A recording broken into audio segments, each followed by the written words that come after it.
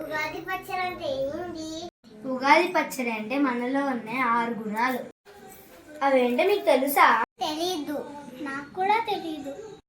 తీపి, పులుపు, కారం,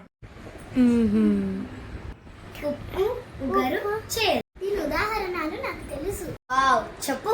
తీపి బెల్లం, పులుపు చింతపండు, కారం మిరియాలు, ఉప్పే ఉగరు పచ్చి మామిడికాయ. చేదు ఎవరికైనా తెలుసా? తెలీదు. అంటే వేపపూత అంటే ఇది. ఓ ఇదా, నాకు తెలుసు. మేము చూసాము. ఇప్పుడైనా తెలిసిందా? కృష్ణ, ఇప్పుడైనా ఉగాది పచ్చడి తింటావా? నేను ఉగాది పచ్చడి తింటాను. అది మాకు. సరే, ఇస్తాలే. పెట్టు. పట్టు. నాకు తీసుకో.